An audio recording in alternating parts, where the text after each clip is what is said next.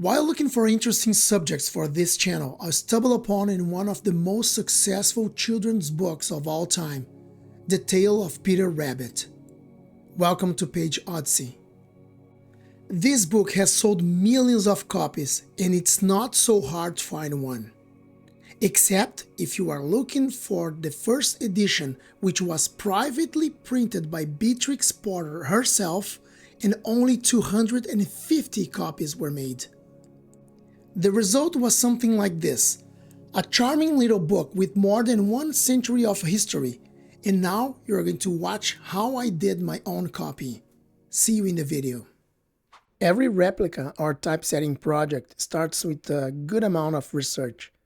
For The Tale of Peter Rabbit, most of my search results ended up on rare book sites, and as you can imagine, the prices are not low due to its rarity.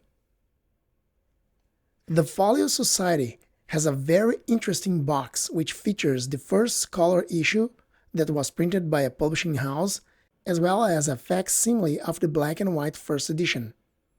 I noticed that they made it a hardcover, and while analyzing many pictures of the original, it looks like it was a paperback.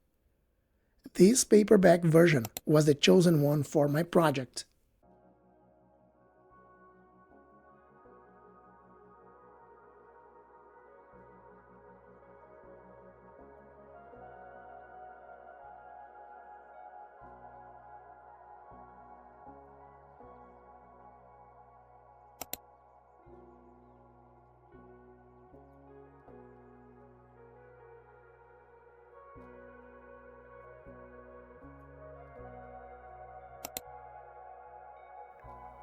The only source material I had was these rare book traders' websites and 2 videos.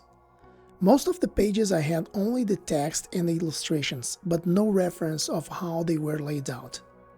For the illustrations, I upscaled each one of them for better quality.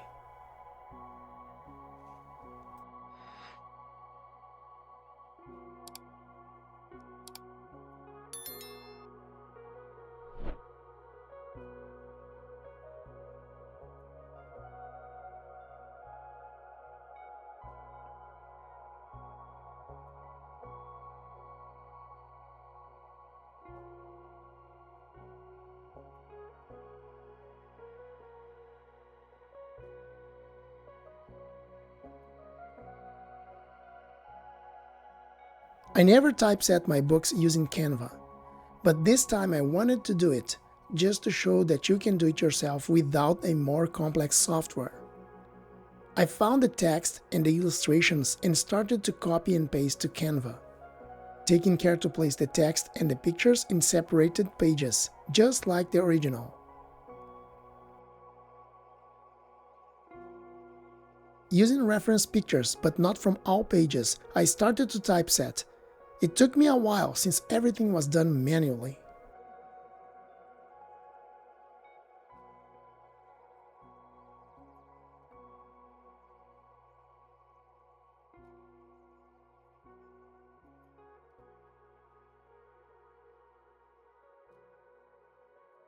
I also had to trace by hand the font of the cover and the title page, since I found nowhere the name of the font used.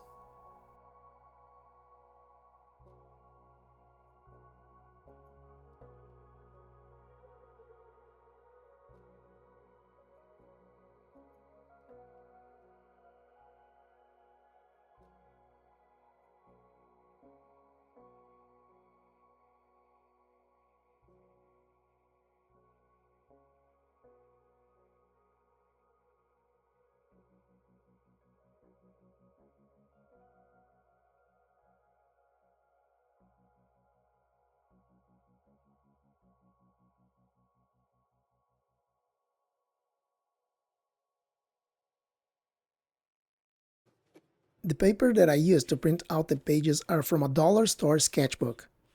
This paper was a perfect mix of color and thickness I was searching for the replica. The only thing I needed to do was to trim the pages in advance so they could fit my printer.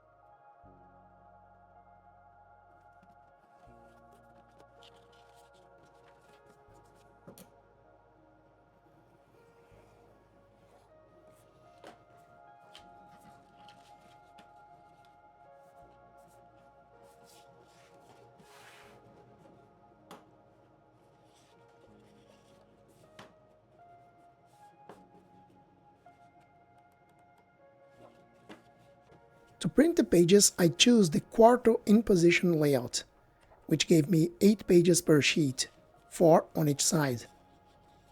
Then I had to cut in half each sheet and fold them in half again. Each sheet gave me a signature, so I repeated the process for all the pages.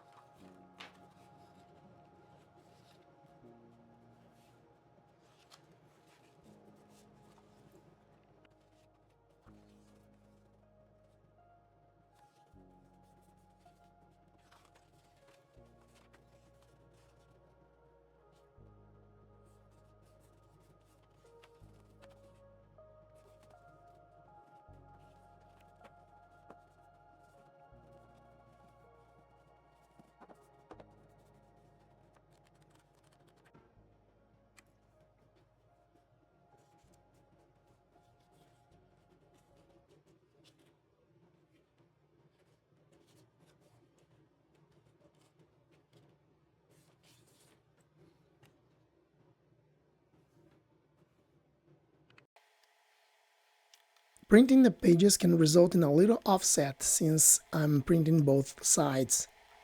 To correct that, trimming the edges and then sanding will fix the problem.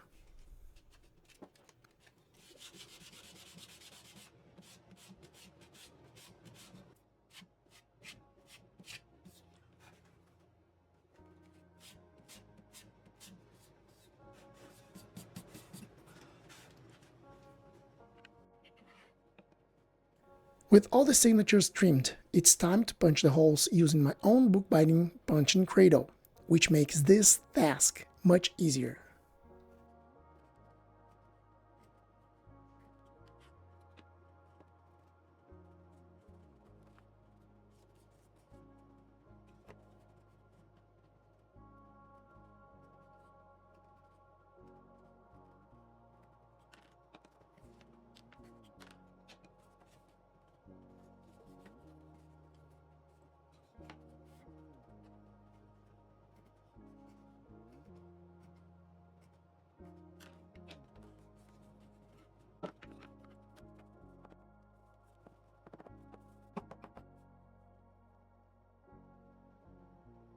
The sewing part may be the longest one in a bookbinding project. I'll leave you with some footage to watch how it was done.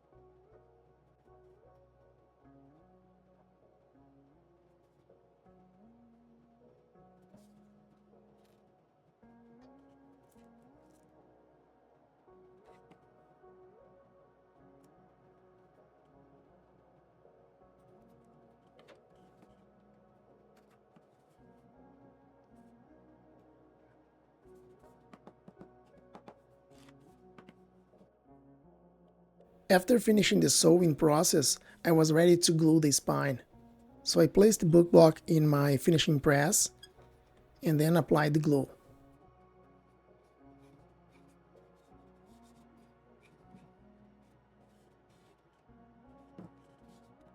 Taking care to put a good amount so they can penetrate the ridges of the signatures.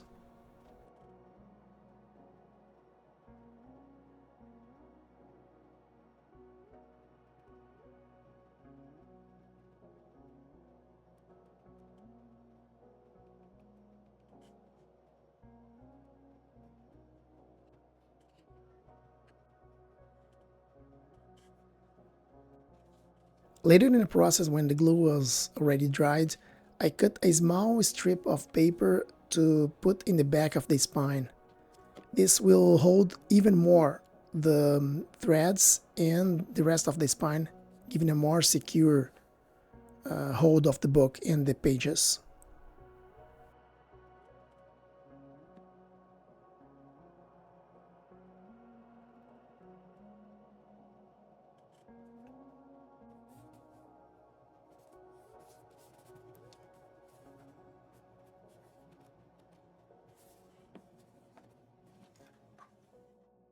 After finishing the book block, I went back to the computer to start designing the cover and then printing in a cardstock that I had laying around, which matched the color. So it was a perfect fit for this replica.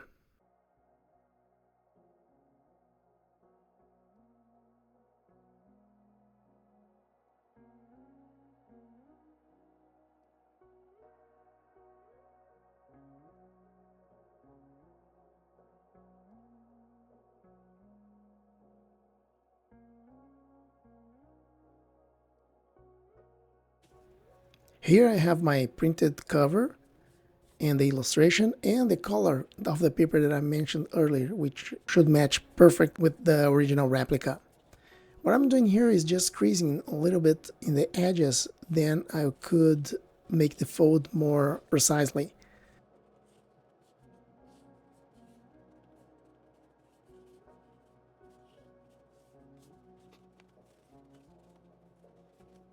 So this is going to be wrapping around the spine, as you can see here.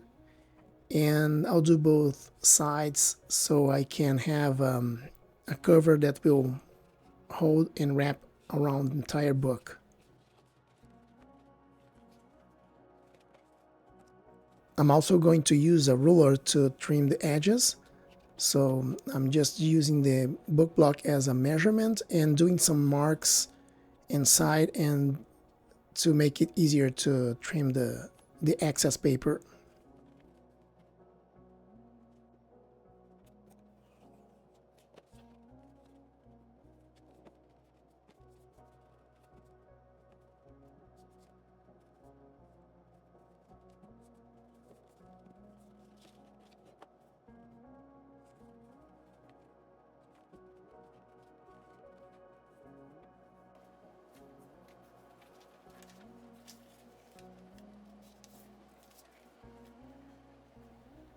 To glue the book block into the cover, I'm going to use the scrap paper as a guard so I can put a strip of glue without messing around with the rest of the page.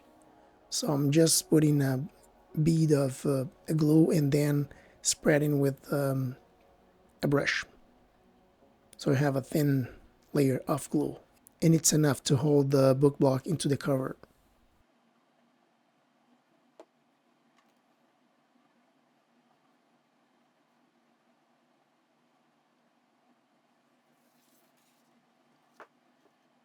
At the same time, I'm also going to glue the spine. Since we are doing a paperback, we are going to glue the spine into the cover. So with these two steps ready, I'm just going to place the book block inside the cover and press to make the contact of the glue and the paper and let it rest and dry.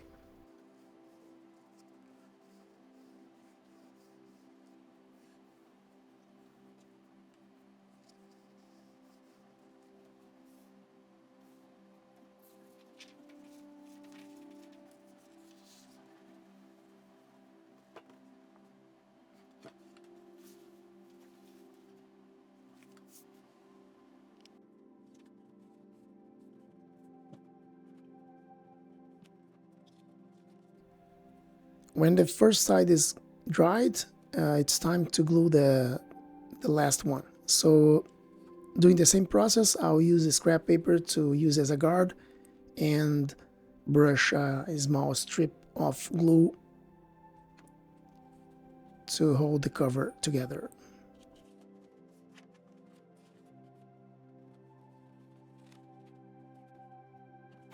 With the glue dried, if you still have some excess paper to be trimmed, as I do here, you can use a ruler to align with the book block and then just use your utility knife to cut the excess.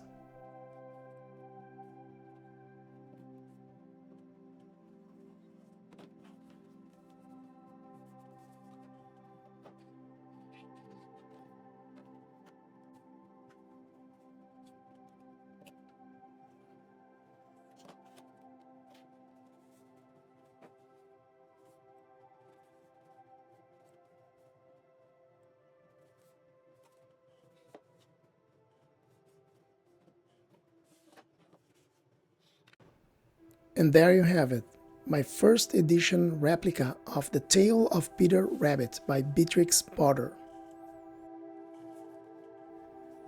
It was a little fun project I brought to you where I tried new techniques and software. I was fascinated by the history of this book and the fact that Beatrix Potter privately printed it to launch her career. Now I can have it in my library without the need to pay the price of the original. If you enjoy what I'm doing here, don't forget to hit the like button and subscribe to the Page Odyssey channel for more bookbinding projects. Leave me a comment below saying what you'd like to see on the channel, and see you in the next one.